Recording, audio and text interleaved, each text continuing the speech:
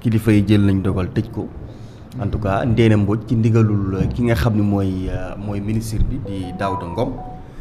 moom moo ko jox ndigal à ce que mu tëj li nga xam ne moom moo di restaurant yi li tax nag ñu joxe ndigal ñu tëj restaurant yi foofu la ca université ba te du foofu kese itam même UGB itam sànq la ñu génnee communiqué di xamle itam ni ñoom tëj nañu li nga xam ni moom moo di seen ay restaurant jusqu'à nouvel ordre ñoom ñëpp nag li ñu joxe comme motif mooy que ni journée sans ticket yi nga xam ni muy ngénte tubaab ñun gars yi ngénte tubaab lañ ko tuddee mooy journée sans ticket yi nga xam ni étudiants yi dañ ko décréter ginnaaw parce que ñun ñëpp nemmeeku nañu wala dégg nañ ñenn ci ay kàddu wala dégg nañ bëgg-bëggu kon gouvernement bi ci lenn li nga xam ne bëgg na ko laal ci poyum bourse yi muy jëm ci mbirum rappel yeeg yu ni mel loolee nag jàpp étudiants yi jàpp ni ab décision boo xam ni dañu ko jël c'est une décision unilatérale boo xam ni ñoom laaj ñu ci seen xalaat waxtaan ñu ci ak ñoom diisoowuñ ci ak ñoom loolee nag tax en tout cas ñoom ñu entamé woon ay grève li ñu ko doore woon nag mooy journée sans ticket waaye kilifa yi ñoom dañu nemmeeku ni ñoom saa su ne dañuy déployer ay moyens yu bare bare mooy ay koppar yu takku yoo xam ni dañ koy dugal ci biir jàng yu kawe ngir fexe ba mën a ñoŋal nekkinu étudiants yi mais saa su ne bu ñu meree wala ñu décréter ay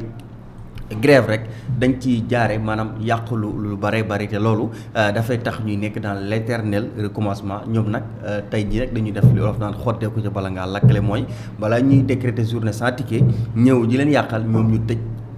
li nga xam ni moom moo di seen ay restaurant te yemuñu foofu aussi bu ñu sukkandikoo ba tey ci communiqué gi nee nañu lii nag nga xam ni jël nañu ko muy décision bi ñu jël tëj restaurant yi parce que étudiants yi dañu décréter journée sans ticket loolee fas yéenatuñ koo bàyyi fii leeg ñoom ñi ngi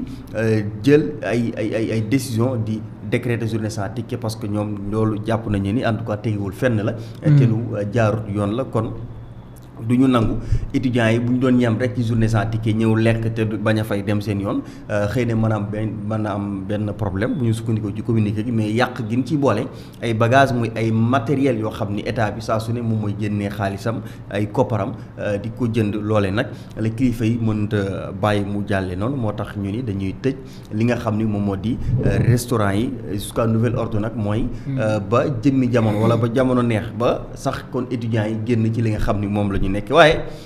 mu jur ay coow yu bare bari parce que comme d'habitude rek Ousmane Sonko moom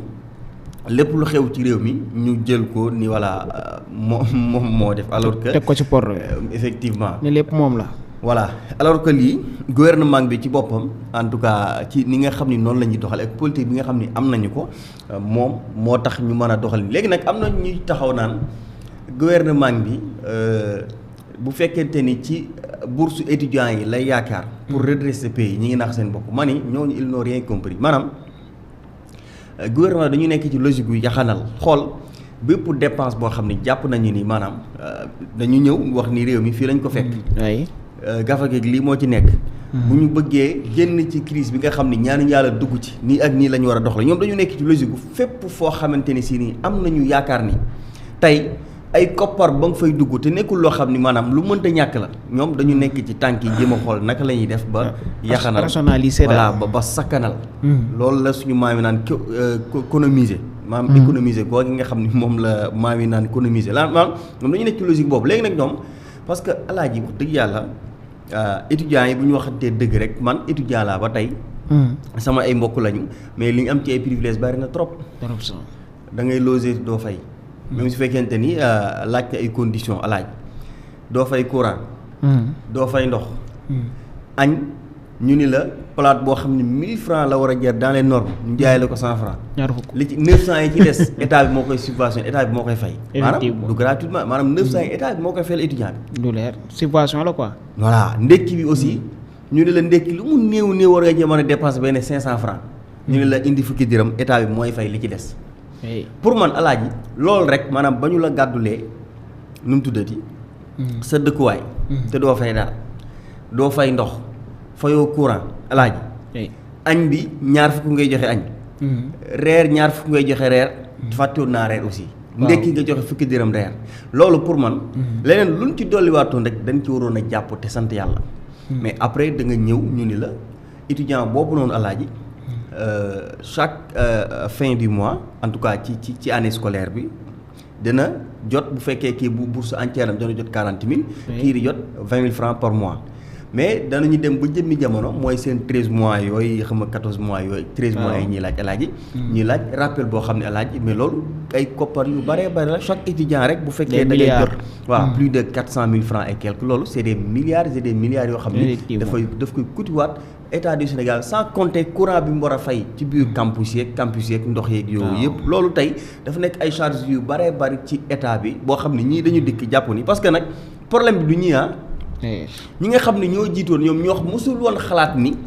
tey ñoom décision yi ñu jël alaaji jagleel ko étudiants yi mën nañ parce que ñoom mosuñu xalaat gis nga njiit da ngay am gis-gis am vision alaaji tey booy dikki di sanc fenn mu wóor na fii da nga fay bëgg a sanc ba faaw alaaji boo fay tabax école demal ba ca ajak-jak nga tabaxi ko foofu noonu boo bañee école bi di nekk ci biir dëkk bi wala leneen lu mu mënti doon alaaji mais boo dikkee dëkk fii nii rek am xelum jël école wala ay cimetière wala yooyu def ko ci sa pegg kii bi alaaji mais boo liggéey nit ñi dañuy dëkk ba wër ko. effectivement vision boobu nag la suñu autorité yooyu manqué woon mooy que ni ñoom mosuñu xalaat ni jamono dina ñëw li ñu am ci nombre d'étudiants yi danañu ko tripler ko ba sax maanaam ñu àgg ci centuple alaaji ñoom mosuñu xalaat loolu te ñoom bu ñu ko xalaatoon danañu xam ni kon décision ak mesure yi ñu jël nii jagleel ko étudiants yi su boobaa xamuñu gën nguur wala yenn dirigeant la fi nar a fekk mais dana leen poser problème. li gaa di jooy jamono bu nekk naan kaso yi dafa surpeuplé mais université yi tamit kenn demul ñu des. alaaji ñun man UCAD. te bi mooy fay nekk alaaji man fa laa logé. yàlla xam na ko li nga fay logé lépp alaaji. amphithéâtre yi 6 heures pile sëñ bi 6 heures pile sax des fois boo dikkee mën ngaa toogi ca ginnaaw bu la fekkul maanaam bu la nga départé bu la fekkul ci biir amphithéâtre bi. loo ci tegaat boobu moytul ci fenêtre yi ngay taxaw pour jël noonu.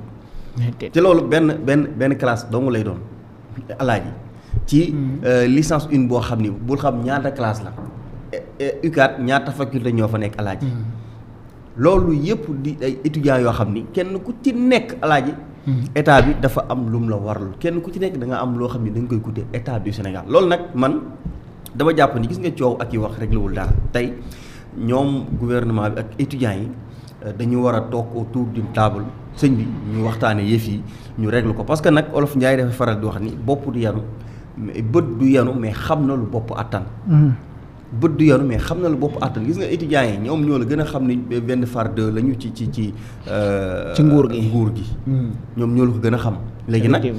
des fois nag nga tàmm ay privilèges yoo xam ni tey bu ñu xëy bu ko dakkal nii rek dafay poser problème loolu aussi ci la ñuy lancer benn appel ci suñu gouvernants yi parce que nag instant bii mënuñu wax gars yi serrer les ceintures réew mi tagga témbe na xaalis amatul yi fi metti na alors que ñenn ñi ci moom ñi ngi continuer di am yenn avantage ak yenn privilèges yi nga xam ne ñi ngi koy am ba léegi même su fekkee ne bari na ci ñoom ñoo xam ne dakkal nañ yenn yi dañ ci communiqué wul mais am na ci ñoo xam ne alaaji ba tey pour man yenn privilège ñi am mënoon nañ ko wàññi pour gën a yaxanal pour gën a sakkanal loolu moo tax parce que man instant bi mënoo blâmer étudiants yi carrément mais su état bi itam mënoo ko blâmer parce que kenn ku ci nekk alaaji dafa am foo taxawee foo xam ni tey boo ko layalee rek ban nga jàpp ni kii moom mu nekk ci dëgg parce que état bi li mu bëgg aussi mënees na ko nangul parce que ñun ñëpp xam nañu réew mi fi nga xam ni fi la nekk réew mi ñun ñëpp xam nañ fi la étudiant bi aussi tamit li tax rappel yi ñu ciy gar seen bakkan alaaji étudiant bi bari na ci ay étudiants yoo xam ne parce que man xam naa ci dara amul ci benn étudiant waxoon sa papa mën na génnee benn 100 000 kas pour jënd la machine ordinateur ñu ci baree bari ci seen rappel yi lañ ko yaakaare ñu ci baree bari pour changer alaaji seen code vestimentaire wala renouveler alaaji seen ay kii ak yooyu noonu seen rappel yi la ñuy xaar pour ñu mën a dem mën cee def seen kii yu am solo yi voilà maanaam mën a nekk nit tuuti parce que ñoom aussi dañu am seen ay nawle yoo xam ne alaaji dañuy nekk ak ñoom loolu tey rappel bi boo ko xoolee ci bëtu rappel nii rek mais en réalité sax étudiant bu ko jotee alaaji presque du doon dara jëm parce que boo ko jotee nga jënd ci ay machine alaaji jënd ci téléphone portable dem jënd ci yére yu bees dàll yu bees jënd montre ko xam étudiant si bi xam moom ak montre c'est soir la c'est de longue date et puis chaque année nga bëgg a dem jënd ay yére yoo xam ne alaaji vraiment da ngay bëgg muy méngoo ak xëy na peut-être parce que voilà bu ñëwee étudiant wax classe wax voilà yeneen ak yeneen affaires yooyu noonu moo tax tey 40 000 yi mënuñu cee def loolu mais ci rappel yi ci la étudiants yi di yaakaar di sukkandiku pour mën di ci def yenn yi alaaji moo tax aussi ci côté boobu man loolu moo tax ma taxawee ci digg bi ma ni ñoom ñaar ñëpp alaaji nañu toog autour mais d'une table aspect politique parce que lii am nii aspect politique bi li am nii état du Sénégal dong moo ciy perte xoolal déjà UCAD mi ngi nekk ci digg Ndakaaru alaaji nekk dans une position stratégique boo xam ni li tax étudiants yi kenn du bëgg ñu yëngal saa bu ñu yëngalee Ndakaaru gépp yëg ko xoolal bu ñu baaree alaaji yenn route yi te bu ñee la UCAD mi ngi nii hôpital Fann mi ngi nii alaaji mais ñaata malade ñoo war a xëy di traversé noonu pour dem hôpital Fann wala ñaata nit ñoo war a xëy pour traverser noonu pour dem hôpital Fann pour yóbbul seen ay malade ay besoins yoo xam ne xëy na yi urgent la yi yeneen ak yeneen tey moo tax saa su ne foofu bu yëngatoo rek sëñ bi Sénégal gi yëpp dañ koy yëg moo tax gars yi di naan étudiant Ndakaar yi waa UCAD respecté leen parce que loolu kese moom moo tax fi mu nekkee la wuteeg UGB nga xam ni gars yi dañ ko sànni ci àll ba ca sànnaar xama loxo gars yi sànni foofu aussi moo lay wax manque de vision bi nga xam suñu kilifa yéen am nañ ko même su fekkente ni la ko taxoon a jóg doon université ab camp la woon suma jumul boo xam ni pavillon A bi ñu dëkkee woon alaaji ñun boo gisee nañ ko tabax sax nga xam ni lii bokkul ak pavillon yi nga xam ni moom lañ fa tabax bees waaye le fait que ñu jël université bi def ko ci digg Dakar loolu itam dafa poser beneen problème boo xam ni dafa dikk dolli kuwaat ci problème yi nga xam ne moom moo ci am moo tax étudiants yi saa bu ñu yëngalee rek mu metti lool ci li nga xam ne moo di état du Sénégal parce que secteurs yu bare bari dañu koy yëg loolu nag laa jàpp ni tey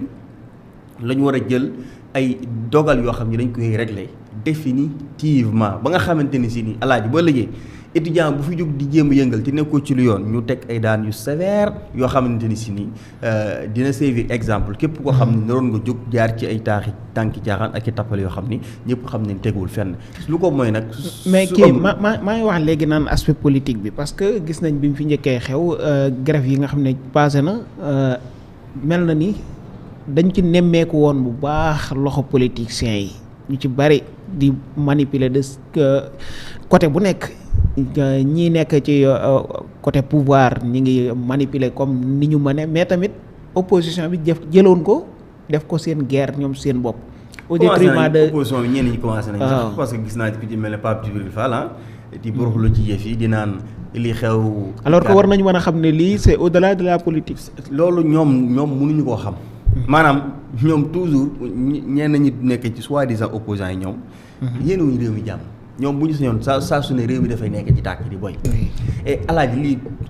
dugguleet quoi c'est pas la première fois. UCAD ay yëngu-yëngu yàgg na faa am. UCAD ay manifestation yàgg na faa am yu gën a tàng yi yu gën a tar yi sax. ci nguurub Diomaye ci nguurub Macky Sall nguurub président Abdoulaye Wade. alaaji su ma juumul bërki démb fan yee lañ doon féete 20 ans xamul 25 ans yi nga xam ni pas féete sax mais fàttaliku yu étudiant bi di Balla Gaye bi mu ñàkkee woon bakkanam. non yëngu-yëngu moom bu daan am ñëpp xam nañ ne bakkan lañ daan xalaat. voilà te léegi. ba ci ay bu la kaa de Bassirou Faye ak ñoom noonu ñëpp li kenn fàttewul. xam nga kan lañu war a saluer kan lañu war a rafetlu taxawaayam ci mbir mi alaaji Maître Bamba Cissé. Maître Bamba Cissé moo taxaw assemblée nationale mu ni moom moo yilif pour la police nationale. ñoom ñooy def maintien de l'ordre mu ni je ne veux plus voir des bavures ni des tortures wala ñuy violenter ay xale ba yenn gaañu di ci am alaaji mu dafa fëgg ci table ji et puis loolu lu mën a nekk la mais xoolal manifestation yi fi am li muy tàng alaaji ban ñaata étudiant ngay dégg ñu naan gaañu nañ ci wala am nañ yenn gaañu yi toll neen alaaji loolu pour man ministre de l'intérieur Maître Bamba Cissé vraiment am na ci taxawaay bu am solo bu mucc ay boo xam ni joué na ko ci côté boobu. en tout cas la fois passée benn nit ku ñu évacué lañ fi déggoon. voilà tey ñu ci ñenn ñi sax maanaam lacrymogène yi ñuy sànni lañ dul mën a dékku moo leen waral des fois ñuy daanu ñu leen di jël di leen secourir mais dans cette affaire là alaaji ñi nga xam ni ñoom ñooy les soi-disant opposants yi nga xam ni ñoom toujours dañuy profité ci genre fait yu mel nii pour di jéem a xamu taal bi ak di jéem a manipuler ak di jéem a diaboliser ñoom nañu xam ni ñun démb ak bërki démb li fi doon xew yëpp fi la ñu fekk alaaji et puis li ñuy jël saa bu dara xewee ñu jël Ousmane Sonko moomale ko et bu ñu jógee Ousmane Sonko du président de la République te ñoom ñooy wax rek nguur gi du nguuru Pastef nee nañ du nguuru Pastef waaw nee nañ Sonko du président de la République mais ça lu am ñu ni Sonko moo mënul moom moo tële moom moo nangam ak nangam alaaji mais alaaji nag il faut ñoom ñu xam lu ñu bëgg nañu weex mbaa ñu ñuul soit nañu jël nguur gi moomale ko Ousmane Sonko wala ñu génnee ko ci rek te jël yëf yi mais wékku ko président Bassirou Diomaye Diakhar Faye qu'on se dise la vérité.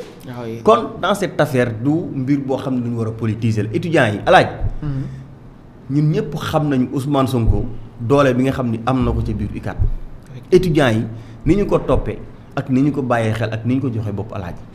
lii moom képp kuy sénégalais xam nga ko d'ailleurs sax yëngu-yëngu yi bi mu njëkkee am étudiants yi ci bari koo ci daan dégg danaan Ousmane Sonko génneel wax. waaw génneel wax. waxuñu woon lii. waaw léegi nag doon xeexal. léegi nag moo tax man yi affaire yi gars yi guerre mondiale sax ci waxtaan lañ ko la mujjee. bu ñu toogee ñu waxtaan balaa yàgg dara dañuy trouver solution mais attention alaaji gis nga problème mu UCAD. yàlla xam ne ni man su ma nekkoon tey ministre de l'enseignement supérieur. wala mu nekkoon tey président de la république. pour un problème bi pour régler ko xoolal lu yomb la gis nga amical yi nekk biir UCAD alaaji. waaw amical yi luy njiig njaag. ñoom ñooy njaag problème bu am UCAD man génnewu ma leen parce que ay étudiants lañ yoo xam ni. dañu am parti politique ñi bokk ci mouvement politique yoo xam ne alaaji. toujours ñoom dañuy xool situation bi naka la leen favorable ñuy jéem maanaam ñuy doxee noonu duñu il ne roule jamais maanaam doxuñu mukk ci les intérêts des étudiants. alaaji lu leer laa lay wax maanaam problème bi am nii parce que tey alaaji faculté yi bare étudiants yi ko jiite. waaw amical yi sama xel dem ci am na nombre d'amical yi da ngay dégg amical des ethnies nangam sax di dégg amical des raisons de nangam. alaaji man damaa syndiqué ci amical yi. amoo bokkoon liste dugg ci biir xam li nga xam ne moo xew ci biir yàlla xam na ni bari na ku ñu ci wax naan kii moo représenté étudiants yi faculté nangam ak nangam. étudiants yi faluñu ko. politique moo ko fa teg. effectivement kilifa moo ko fa teg politique moo ko fa teg loolu yaakaar naa ni xëy na ñi nekkul UCAD mën nañ ko bañ a xam mais étudiants yi bari xam nañ comment ça se passe là-bas. alaaji boo dikkee di dagaan baatu étudiants yi. alaaji man dama lay netti loo xam ni man maa ko dund. te booba pour wax la que ni maanaam bëgguma tudd parce que bëgguma di joxe yenn indice mais ñun. da ngay codé daal. waaw damay codé. jóg nañ ñun des étudiants ressortissants de nangam. alaaji bëgg a laaj ñun suñu commune. ñun bi ñu woowee benn étudiant boo xam ne moom moo nekk président fac nangam à l'UCAD alaaji. waaw bi mu dikkee toog xam nga lu ñu wax. yàlla pour wax la maanaam jox la benn exemple rek ci élection yi ni muy déroulé foofu noonu. yéen maanaam dem leen rek ngeen massifier waxtaan ak étudiants yi dagaan seen baat la ci des ngeen bàyyi ko sama loxo ci saa si la woo kar suñ benn waay mooy kii organiser élection yi. waaw. mu woo ko jàmmoo sa ndew ni ko mën a diw mu ni ko ab ñu waxtaan mu ni ko xam nga diw mu ni ko waaw mu ni ko sama booy la mu ngi bokkul li si sàngam day laaj élection yi te moom laa bëgg mu gagné point barre. alaaji man sax man dama parce que yow yaa ngi dem ñu lay voteel ngay gagné te xam ne lii du mérite. alaaji nga xam ni yow boo amoon xoolal boo amoon 10 voix sax lañ la sàkkal nga jàll parce que ki nga xam ne mooy ponkal mi moom lañ jox bopp nee na kii laa bëgg mu gagné. waaw léegi nag kooku noonu alaaj nga xam ne téléphone am la yëkkati nii ci laa bëgg mu gañe nga gañe kooku yow mën nga dikk toog di juyoog moom lenn ci ay doxalin wala mu lay naan li laa bëgg ci yow wala lii nga di ko bañ mais noonu la amee aussi ci étudiants yi nga xamante ni si ni ñoom ñooy nekk ci gars yi daañ voté nag alaaji daañ voté mais politique bi alaaji politique bi am na ci doole trop ñañ fay teg étudiants yi bu kenn yaakaar na ñañ fay teg seen SMS yi ngeen voté bañ yónnee leen ay notification moom moo leen fa teg yàlla xam na ko loolu nag yaakaar naa ni tey pour man ku bëgg a régler problème mu UCAD alaaj il faut nga régler ce problème là mais gis nga fii ak amical yi ñu ngi wéy di continuer yi doxee nii muy insister di persister alaaj yi mënoo fexe parce que da nga fay dikk benn kilifa teg la fa boo xam ni bokkul ak gis-gis nguur gi fi nekk alaaj yi problème am ñu activer amical yi alaaji pour xambu taal bi pour di maanaam gën a kii pousser étudiants yi à ce que ñuy gën a tàngalee fi alors que en réalité ñoom les étudiants yi nga xam ne ñoom ñoo représenté étudiants yi tey jii